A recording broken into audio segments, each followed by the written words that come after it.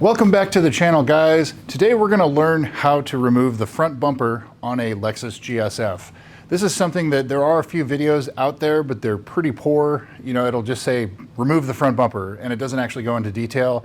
And there's a lot you need to know with removing the front bumper on this car that you have to be really careful with so you don't break things, especially because everything on the front end of this car is so expensive. And so I'll show you a step-by-step so nothing gets damaged during removal. Why would you want to remove the front bumper? Well, of course, to replace or remove the carbon fiber front lip, the factory piece, or the lower vents, or the grill surround, if you need to get to the headlights, anything like that. There's a multitude of reasons why you would need to remove the front bumper from this car. So let's go ahead, dive in, and see what we've got here. Okay, so first up, of course, secure your vehicle on jack stands or a lift. I have a lift in this instance, and remove the front wheels. Makes life a whole lot easier. Pop the hood. And what we're after are these front clips across this cover. There's several. You need to push them. If they're the factory ones, you need to push them and then they'll lift up and remove very easily. If they're not original, use a pry tool, a trim clip tool. And so on the front bumper cover, there are 4 clips, one 10mm bolt, and the connector for the radar sensor if your vehicle is so equipped. If you have a GS-F, you have this. If you have a GS-F in the United States, you have this.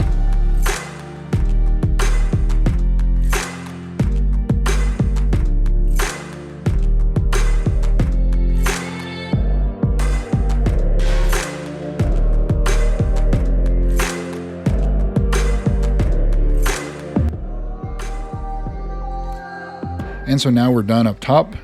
So either lift the vehicle with your lift or get underneath the vehicle. Fender liner and the bumper edges. You have several 10mm bolts and clips that you're going to need to remove. I probably removed more than needed here, but it made life a whole lot easier.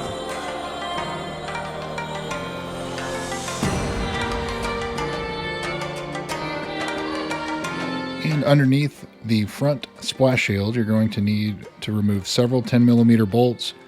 You don't need to remove the whole splash shield, but again, I did this just because it made it a whole lot easier. You didn't have to deal with it in the way, and it's like an extra 5 or 6 10mm bolts, and it's done and out of the way, and it just comes out. Also part of that is these 3 10mm bolts for these little shields on each side. I don't know what you call those, but they do need to come off as well. Bottom of the fender liner.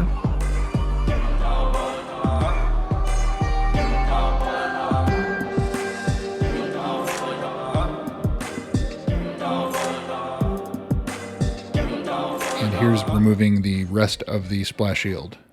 I think there's 3 in the middle, 1 in the center back, and 2 in the very back, along with 2 on each side. Slides right out.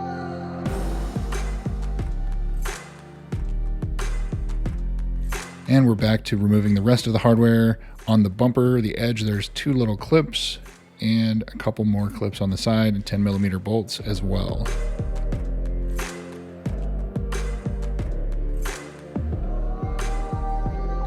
So what this fender liner is hiding is a 10mm bolt up there, and we need to make sure we have access to that in order to remove it. And again, this is probably overkill for the amount of hardware you need to remove, because you really just need access to that 10mm bolt at the corner of the bumper. But of course, you don't want anything attached. None of the fender liners, clips, and hardware attached to the bumper either. So here is the 10mm bolt we are after. There's 1 on each side, of course. And it's held on, other than that, with 2 little trim clips or tab clips, and you basically have to pull out and down. You can see the really shallow detents right there. There's 2 of them. That's all that's holding that in, other than the 10mm bolt. So you pull out and down, and don't be afraid to tug on it. You're not going to break it, but you do have to use some force. And then on the front bumper, there's an alignment pin on each side by each headlight, and you're going to have to pull up on that to get it over the alignment pin so you can remove the bumper. So you can see here, you've heard me talk about in other videos how poorly the factory lower grills fit. This is no exception here. You can see Lexus has never updated the part number, so if you replace these, they're going to do the exact same thing. They weren't very well secured and they fit poorly. You're also going to need a blanket, place to put the bumper, and it's best to have a friend when you do this for the final step removal because it is a little tricky. So I've got the other side already loose. This side, I really had to give it a whole bunch of effort to get it to detach. But before you go yanking, make sure that you pull it just slightly, and then you have the front parking sensors on each side. So there's two connectors that you have to pull the bumper off a little bit and then disconnect them. And then you're loose. That is it. You have removed your front bumper. So obviously the installation is reversed, but there are your connectors. So I hope this helps somebody. I actually discovered that my oil cooler on the driver's side there, it's got some damage to it. Don't know how that happened because this car has no prior paint work. So I will be replacing that. That is a $700 part. So that's news to me. But that's all I've got for you guys. Thanks again for watching. We'll see you soon.